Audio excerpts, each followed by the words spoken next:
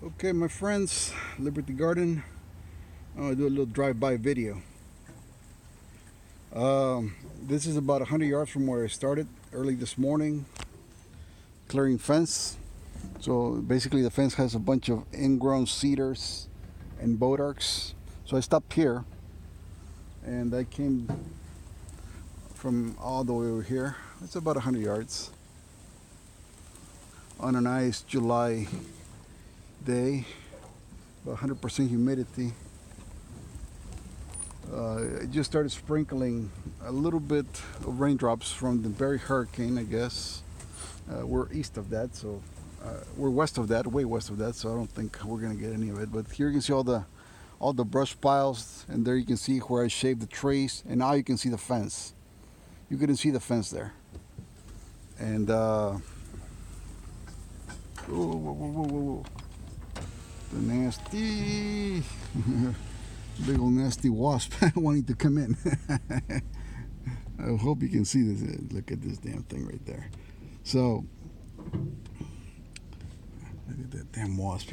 He wants to come in. What the hell? I'm looking at him in the rearview mirror. Anyway, here's more clearing.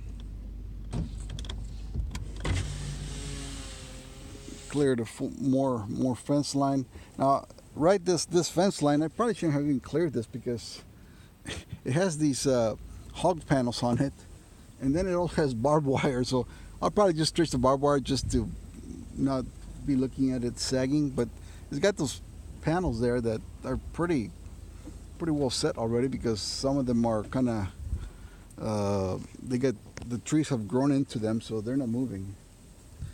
So anyway, I still cleared all that. And that's about it, folks. I'm going to call it a day. There's where I started. And that's it. That's it for today. I had a gentleman tell me that he could come out here and do the holes for the fence along this wire. Let me get back. This is my fence line here. You see that roll of wire over there, and I stretched the line of wire. Let me see. Hopefully I don't get a flat tire here. So you can see the line of wire there on the ground where I pulled it. And so I need corner braces over there, a double H on that side, and then on this fence there, I need, since it's a little bit sloping, I need a post.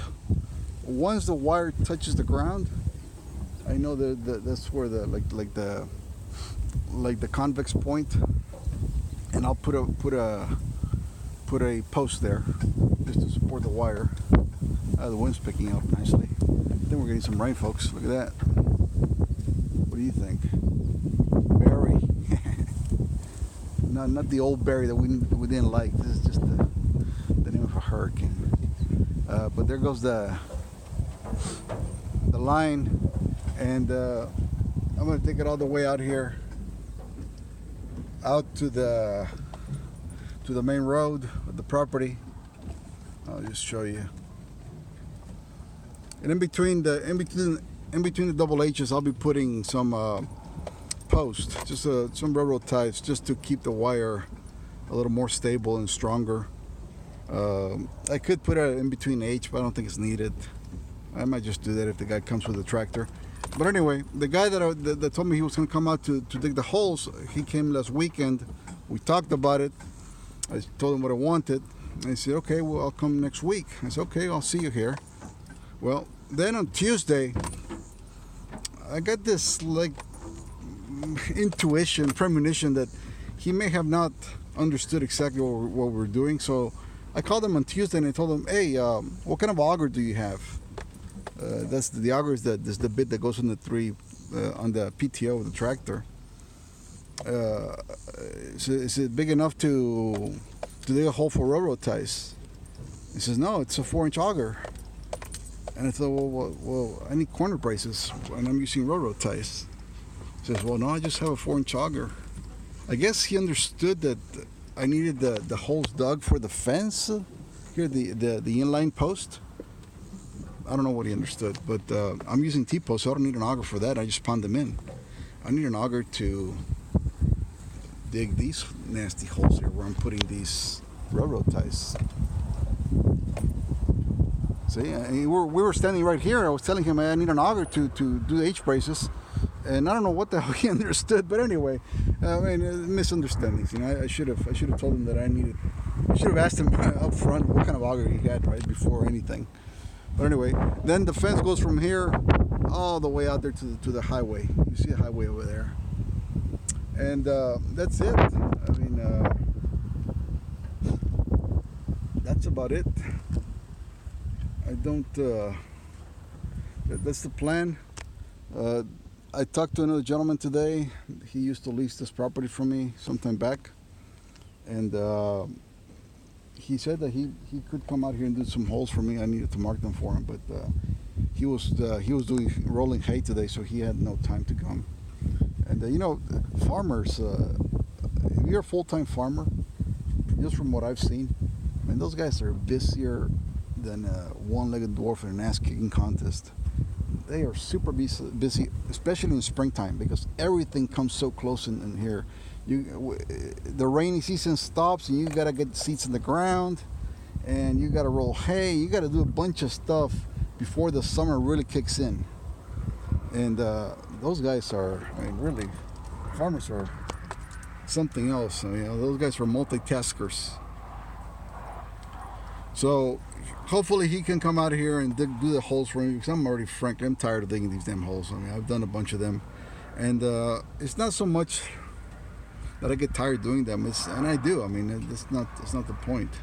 The deal is that I come here and I do 2 or 3 holes in one day, and I go back, you know, and I spend gas and the whole day and everything, and make very little progress.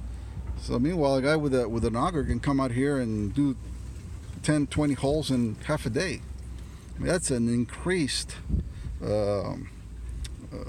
just an increase in efficiency, tremendous increase in efficiency.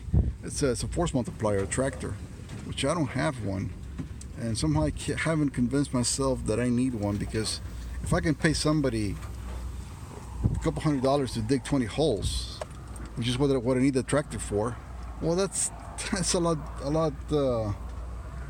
lot better than me having a payment on a tractor that's going to be sitting in one of the barns just gathering dust.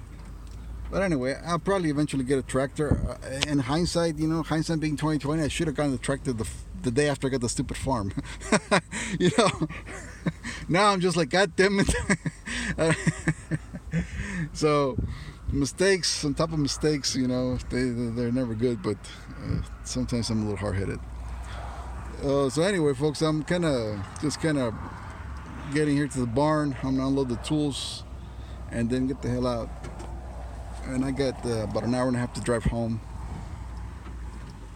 and that's it. Now this terrain is loaded with weeds and weeds, and it's got a lot of grass.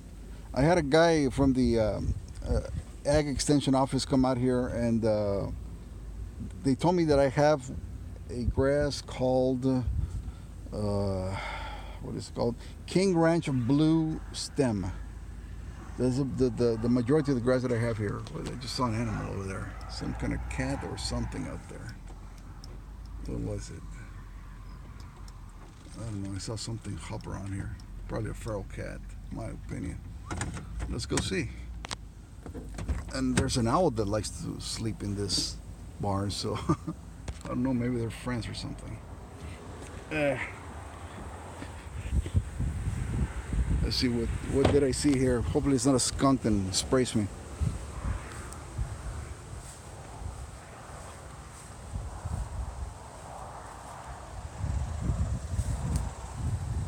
I don't know. I saw something here jump. Some white object. It looked like a cat. It's like a medium-sized cat. Anyway, folks, enough rambling. It looks like it's going to rain. It's nice. I like it. So hopefully once I get that silly fence done, I'll put some cows in here, and we'll have something else to talk about other than fences, because I'm really getting tired of the fences. Until next time, folks.